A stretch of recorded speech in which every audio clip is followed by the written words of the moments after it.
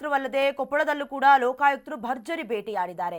ಕಿಮ್ಸ್ ಮುಖ್ಯ ಆಡಳಿತಾಧಿಕಾರಿ ಬಿ ಕಲ್ಲೇಶನ್ನ ಶಾಕ್ಗೊಳಪಡಿಸಿದ್ದಾರೆ. ಬೆಳ್ಳಂಬೆಳಗ್ಗೆ ಕೊಪ್ಪಳದಲ್ಲೂ ಕೂಡ ಲೋಕಾಯುಕ್ತರು ಭರ್ಜರಿ ಭೇಟಿಯಾಡಿದ್ದಾರೆ. ಕಿಮ್ಸ್ ಮುಖ್ಯ ಆಡಳಿತಾಧಿಕಾರಿ ಬಿ ಕಲ್ಲೇಶ್ ಬೆಳ್ಳಂಬೆಳಗ್ಗೆ ಶಾಕ್ಗೊಳಗಾಗಿದ್ದಾರೆ. ಭಾಗ್ಯನಗರದ ಮನೆ, ಕಾಲೇಜು ಸೇರಿ 6 ಕಡೆ ರೇಡ್ ಮಾಡಲಾಗಿದೆ. ಕಿಮ್ಸ್ ಆಡಳಿತಾಧಿಕಾರಿ ಸಂಬಂಧಿಕರ ಮನೆಯಲ್ಲೂ ಶೋಧ ಕಾರ್ಯ ಮುಂದುವರೆದಿದೆ. 30 ಮಂದಿ ಲೋಕಾಯುಕ್ತ ಅಧಿಕಾರಿಗಳಿಂದ ರೇಡ್ ನಡೆದಿರೋದು. ಕೊಪ್ಪಳದ ಕಿಮ್ಸ್ ಆಡಳಿತಾಧಿಕಾರಿಯಾಗಿದ್ದ ಬಿ ಕಲ್ಲೇಶ್ಗೆ ಸೇರಿದಂತಹ ಮನೆ, ಕಾಲೇಜು ಎಲ್ಲ ಕಡೆ ಅಂದ್ರೆ 6 ಕಡೆ ರೇಡ್ ಮಾಡಿದ್ದಾರೆ. ಕೇವಲ ಸಿಲಿಕಾನ್ ಸಿಟಿ ಬೆಂಗಳೂರಿನಲ್ಲಿ ಮಾತ್ರ ಅಲ್ಲ, ಬೆಳ್ಳಂಬೆಳಗ್ಗೆ ಲೋಕಾಯುಕ್ತರು ಹಾಗೆ ಒಂದೇ ಸ್ಥಳವನ್ನ ಮಾತ್ರ ಆಯ್ಕೆ ಮಾಡ್ಕೊಳ್ಳೋದಿಲ್ಲ. ಬಹಳಷ್ಟು ಉದಾಹರಣೆಗಳನ್ನು ನೋಡಿದ್ದೀವಿ. ಬೆಳ್ಳಂಬೆಳಗ್ಗೆ 3-4 ಜಿಲ್ಲೆಗಳಲ್ಲಿ ಶಾಕ್ ಕೊಡೋದಕ್ಕೂ ಮುಂದಾಗ್ತಾರೆ. ಕಿಮ್ಸ್ ಮುಖ್ಯ ಆಡಳಿತಾಧಿಕಾರಿ ಬಿ ಕಲ್ಲೇಶ್ಗೂ ಕೂಡ ಶಾಕ್ ಕೊಟ್ಟಿದ್ದಾರೆ.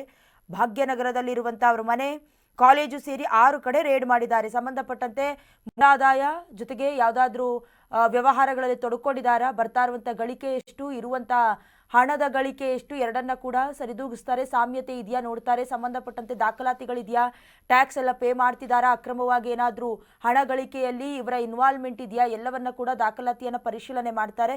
ಕಿಮ್ಸ್ ಆಡಳಿತಾಧಿಕಾರಿಯಾಗಿದ್ದ ಬಿ ಕಲ್ಲೇಶ್ ಅವರ ನಿವಾಸ ಹಾಗೆ ಅವರ ಕಚೇರಿಯ ಸೇರಿದಂತೆ 6 ಕಡೆ ರೇಡ್ ಮಾಡಿದ್ದಾರೆ. ಜೊತೆಗೆ ಅವರ ಸಂಬಂಧಿಕರ ಮನೆ ಮೇಲೂ ಕೂಡ ಶೋಧ ಕಾರ್ಯವನ್ನ ಮುಂದುವರಿಸಿದ್ದಾರೆ.